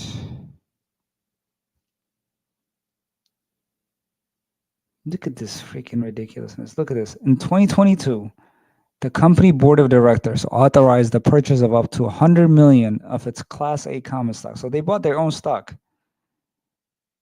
And then in 2023, they again bought their own stock for another 40 million spent $40 million buying their own stock again. So they spent $140 million buying their own stocks back. This is actually when the stock was at a higher price too. Wow. And it says right here, this is crazy. They probably thought it was a good idea at that point. It says the company currently intends to hold its repurchased shares as treasury stock. So they don't have any plans of reissuing it. Because if they issue it right now, they'd be taking a big L. You bought it for that much at that price point. You know, when they bought it in 2022, oh man, these companies be having stupid mistakes. My God. When they bought it in 2022, let's see how much was it trading at.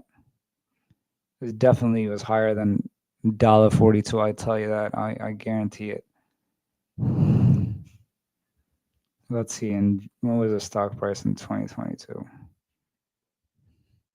$140 million you spent on buying your stock back.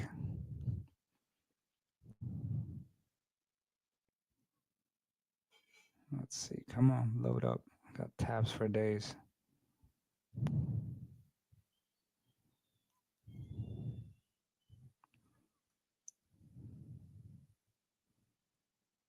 Oh, this thing is taking long. All right.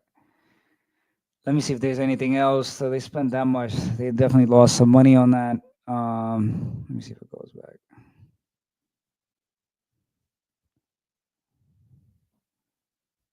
Let's see if I can look it up. Maybe it'll be faster. What was the stock price of GoPro?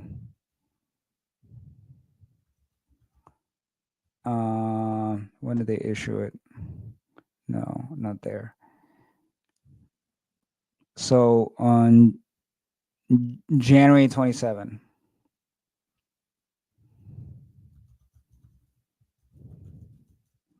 Let's see how much their stock price was at that point.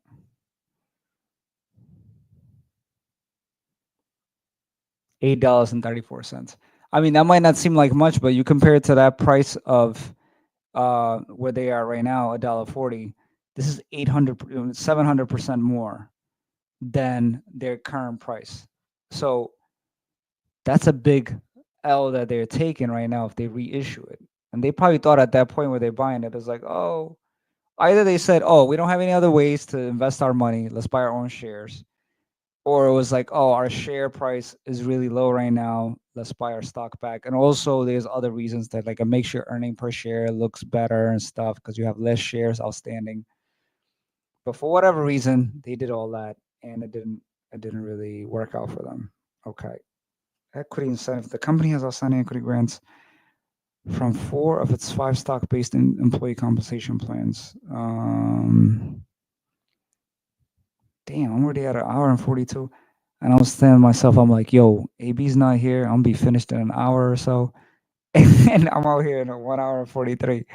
It don't matter. That's crazy. It don't matter who's here. It takes us a long time. But we're going deep.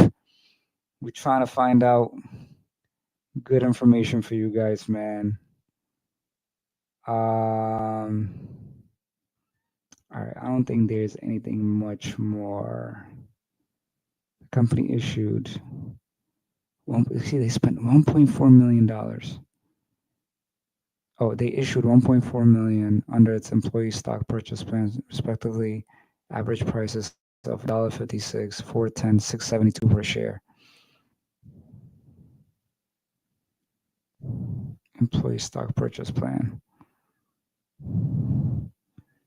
A company doing this bad, right? The one question that does come to my mind is how much is their CEO getting paid? Let's look at what the CEO is getting paid because the stock is not doing so well. The company's not doing so well. GoPro CEO. Let's look at first who he is. This is the founder. Let's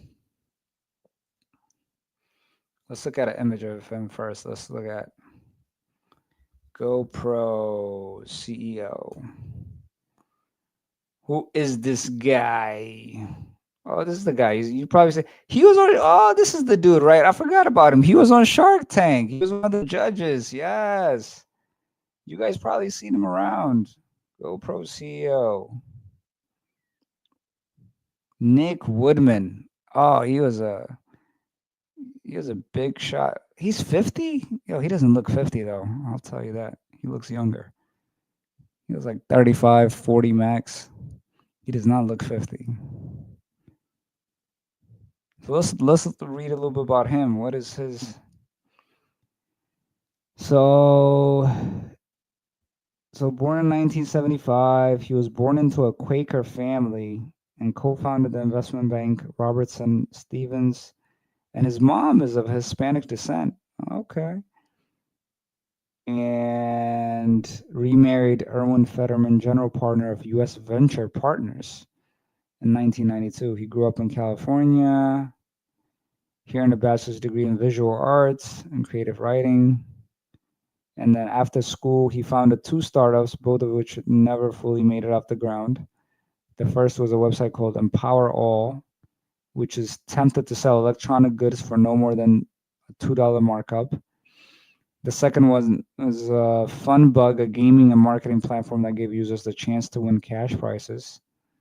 He received a $235,000 investment from his father, an investment banker in Silicon Valley, and used his parents' connection and venture capital to launch GoPro. So look, having family connection matters, guys. This guy used his parents' connection to raise money for GoPro.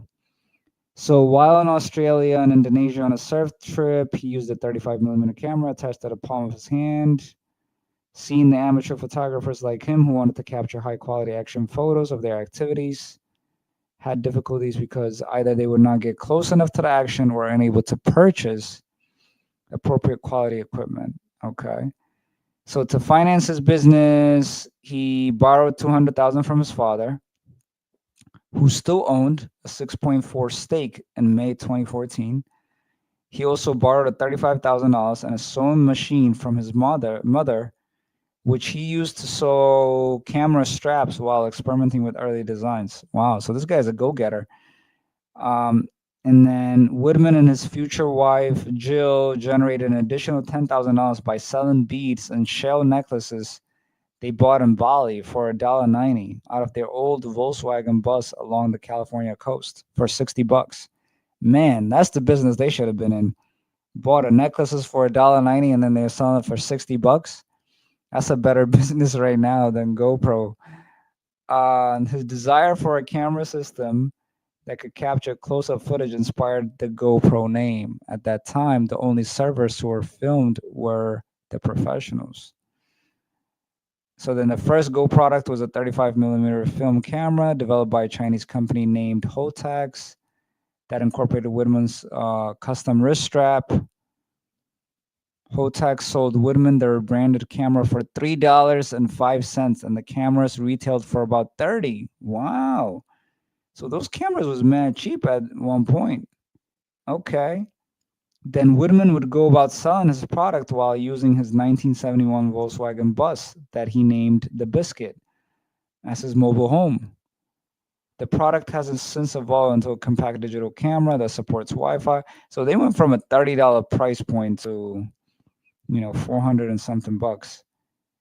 And in 2004, Woodman made his first big sale when a Japanese company ordered 100 cameras at a sports show. Thereafter, sales doubled every year. And then in 2012, GoPro sold 2.3 million cameras. That's essentially what they sold last year as well. So it hasn't really grown that much since then. It says GoPro in 2004, they had about $150,000 in revenue, which grew to about $350,000 in 2005. They had over $800 million in revenue last year. So in December 2012, the Taiwanese contract manufacturer Foxconn purchased 8.8% of the company for $200 million. Wow. So Foxconn is the same company that manufactures products for Apple. So they actually have some ownership in GoPro. And then when they invested at that point, he became a billionaire, the GoPro founder, because the valuation went up. And then in 2014, they went public, closing the day at $31.34. And he was the highest paid U.S. chief executive, paying himself $235 million, while GoPro earned profits of $128 million. What? Yo, this guy was paying himself more money, just himself, more money than where the company was. He was making $100 million more than the company was making. So this might be our major issue right here. This might be where the issue started. He was paying himself that much. That's crazy. Then they had a partnership with the NHL in 2015. Then he was invited to speak at various tech conferences. He was a guest on Late Show with Stephen Colbert. That doesn't exist no more. And wore a GoPro camera for the entirety of the interview. He also appeared as a shark investor in the sixth season. He had invested $125,000 as of November 2015 on Shark Tank on 2 investments. But they cut jobs. This guy was making $235 million, but then cut jobs in 2016 to 2018. In 2016, they cut 100 jobs, or 7% of the workforce. They cut another 15%. Man. So he also won the Entrepreneur of the Year in 2013, and he even accepted an Emmy Award on behalf of GoPro for technology and engineering in the category of inexpensive, small, rugged HD. I didn't even know they give Emmy Awards to camera companies. What? You get an Emmy? So he did do some philanthropy work. Okay, so they donated about 5.8 million. He has 3 kids. He has owned a 180-foot yacht, a Gulfstream 5 jet, and properties in Hawaii and Montana. Man, so he also has a 150-acre property in California. He called it the Bougie Ranch. Went on the market. Wow. So how much is he getting paid now? Let's see. I mean, the company's struggling. Nick Woodman salary. 2024. What? I should have said 2024 instead of 2025. Let's see. How much did he make? So he received a total compensation of 2.37 million. This included a salary of 850,000. But if you include, because most these CEOs get compensated actually with stock awards. They don't really. This guy's salary is actually pretty high, but most of the time they get compensated with stock awards. They award him some stocks and then they can sell the stock and get money that way. But his total compensation was $2.37 million. I mean, for a company that wasn't making any money, I mean, that's high. But it's not egregious, but it is high. Man. And going back to their stock, guys. So, analysts start predicting the stock to go to 80 cents. It's at $1.37. Well, $1.42. And it's not looking good. I mean, who holds their stock? Let's see if any big, well-known companies hold their stock. I mean, here's Vanguard, Charles Schwab, BlackRock. They own a little percentage of this company. But then again, these companies own a lot of companies, so it's not necessarily a good thing. If they're holding your stock, they essentially hold a lot of the market. But let's see if there's insider transactions, because if you see a lot of insiders buying their own shares, it's an indication that they have confidence in where the direction of the company is going. And you could kind of use that, and it's not absolute, but you could use that to gauge if maybe there is optimism within the company. But I mean, looking at it right now, there's some sales that happen at, I mean, even at 86 cents per share. These people are selling. Look at the sale, sale, sale. I don't really, I don't see any. There's some stock grants which is awarded to you, but that's different. I don't really see any buy. So it does make me wonder. And I wonder what I wonder what the employees think of this company, you know? Let's see on Glassdoor. Because, you got to look at the perspective on all aspects, right? You got to look at the investor's perspective. You got to look at, oh man, Glassdoor sometimes be acting up though, bro. I got to sign up. I want to see what the employees are talking about. Let me see. Maybe Reddit. All right. Let me see. Working at. Let's see if maybe continue with Google. Hopefully they don't make me write a review, yo, to look at this. All right, continue. Let's see what the employees think of.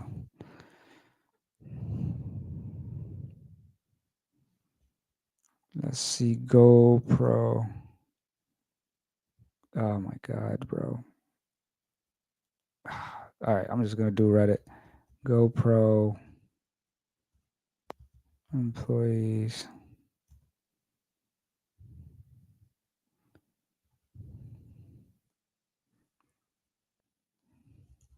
Reddit. Let's see what the people think.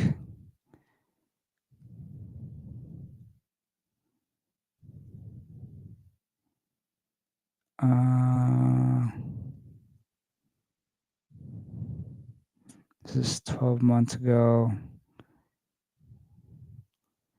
I wanted to see if there's a more. It says GoPro CEO volunteers to go without huge salary to fight Bay Area company struggles.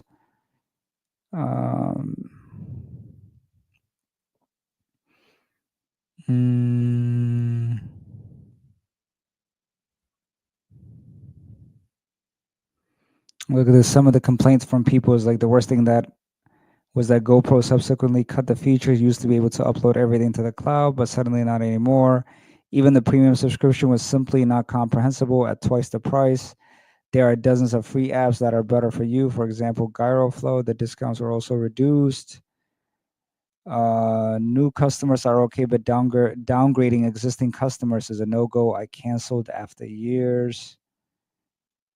And then it says maybe 10 years, you will not get a better action camera for this price. It says maybe 10 years ago. Now DJI and Insta360 have caught up and are just as good, if not better than GoPro. So their inability to innovate and branch out has left them in the dust. And some people are saying the mobile app is making me want to switch brands. It says I'm doing my part by being subbed to go Pro Premium all these years and not using it. Wow. So it's not looking good, guys. Let's see if maybe there's any latest news before we wrap up. I just want to see if maybe let's see on the news cycle, GoPro. Let's see if any news. Oh, look, there's an article from 13 hours ago. GoPro is quietly building an empire. Okay, let's see. It says when you buy through links on articles. Okay, well, let's see what this is. GoPro, the brand that makes action cameras cool, has been ongoing a bit of a rough patch, but it seems like the company has a plan to move beyond its current woes. It says speaking at the Oppenheimer 28th Annual Technology Internet Communication Conference, CEO and the CFO revealed that the brand's bold plans to expand into new product categories, introduce new software subscription, and even help users monetize their footage for AI model training. So this is a new idea that they come up with. Like some of your footage that you use, you could use it to train AI, and they're trying to have people sell their video content and stuff. So they want to shift from building toys to making tools high utility subscription connected devices. It says GoPro CEO says the company currently leads the US action market with around 3 million sold globally per year. Well, but that's just a slice of what Woodman says sees as a 7 million unit opportunity that also includes 360 cameras and low light prosumer gear, the latter being a completely new category for GoPro. Low light prosumer gear, what is that?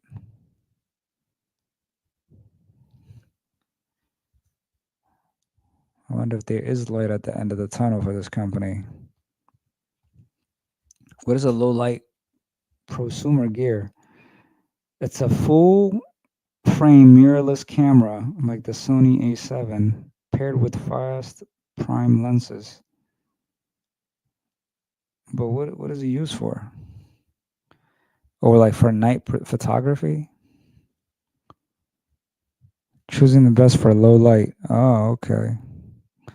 Well, this is what they betted on. Okay. But perhaps the most unexpected move is GoPro is working with high-end helmet brand AGV to create a tech-enabled motorcycle helmet with built-in imaging and communication tools.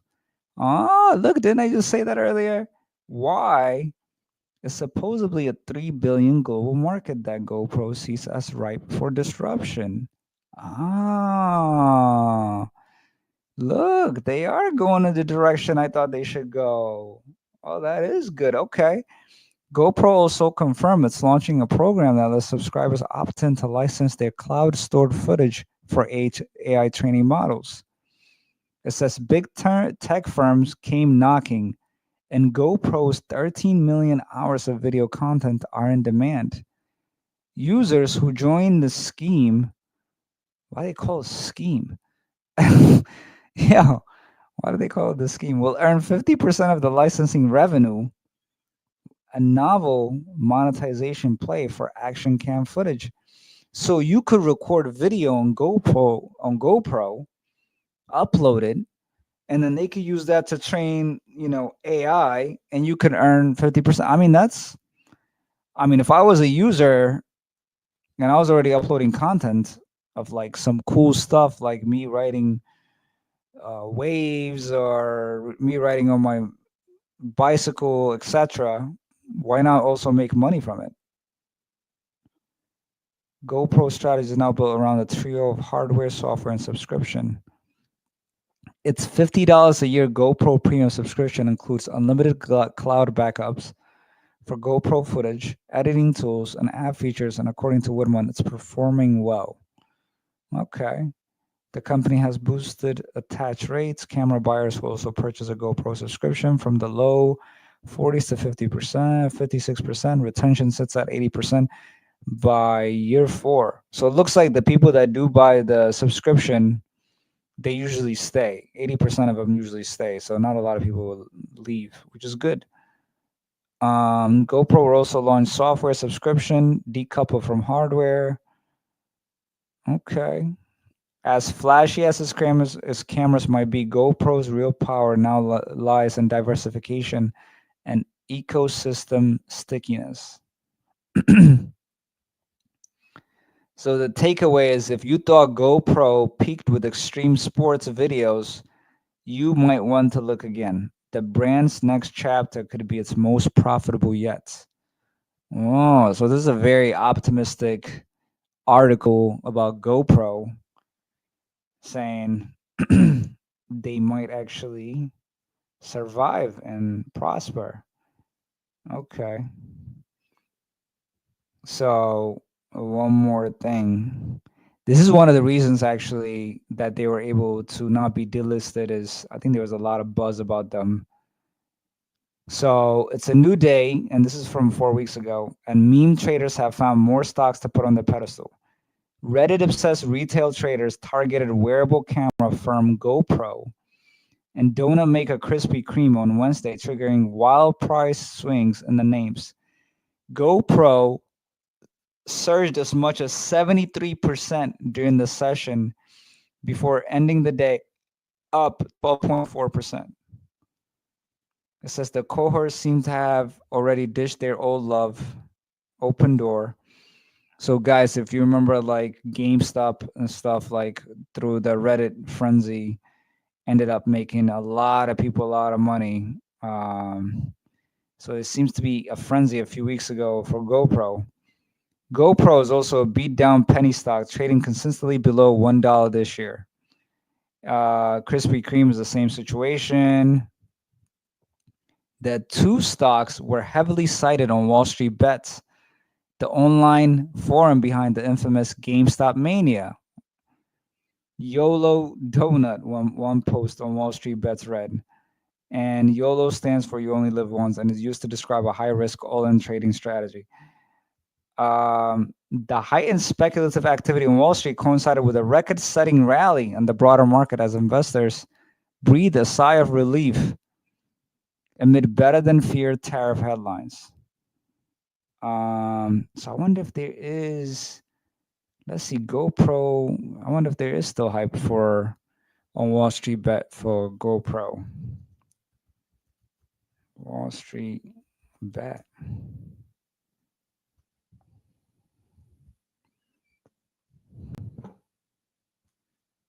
Has been as a meme stock. So a significant factor contributing to this interest is the high short interest in GoPro stock.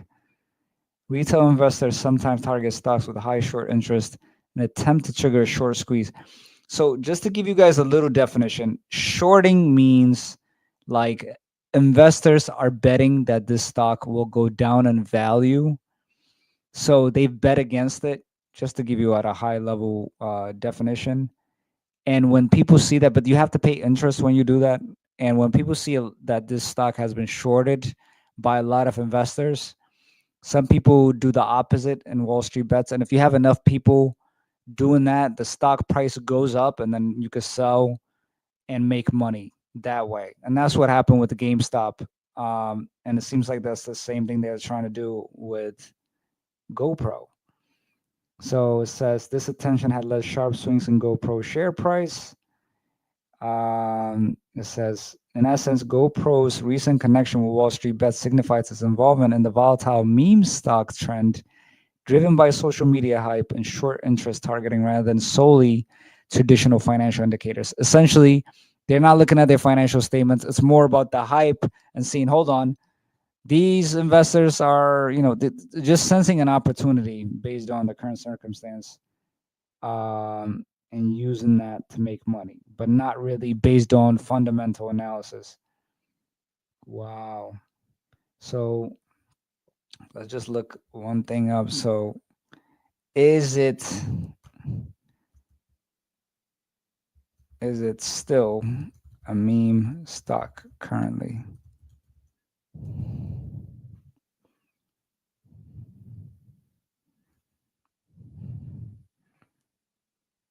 It says GoPro's meme stock status is currently unclear and possibly diminished compared to earlier in the summer of 2025.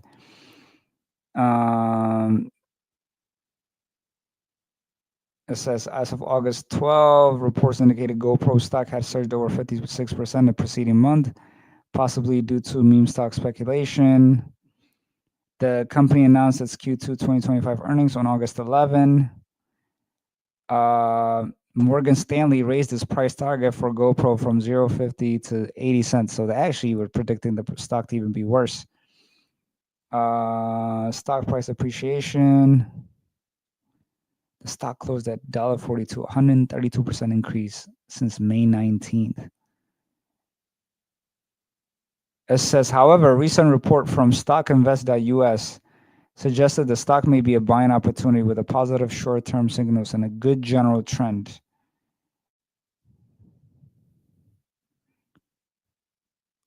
Some source suggests a decline in retail investor interest in meme stocks in favor of crypto stocks. So it's currently unclear. Well, the jury is still out, but fundamentally, it looks like the company's is not doing that well. I mean, their balance sheet doesn't look terribly bad, but their sales has gone down this year, and they have lost, $500 million. And I think the biggest concern also is, they are primarily focused on selling cameras, and there's a lot of competition. Um, the price point, the target market that they're selling to is not a lot. It's not a big market. So there's big concerns. And I think as AJ, AB, and all of them has indicated, there's big competition. So that's also a risk. But on the other hand, it looks like they're pivoting a little bit. They're growing their subscription based business where you could upload videos and stuff. They're also trying to get people to upload their videos and sell that to tech companies that want to train AI. Um, and they're also focusing on that helmet company that they bought, where the helmet could record video. It helps with navigation and different things. And they're also going towards that direction, and they think that's a bigger market at a $3 billion market.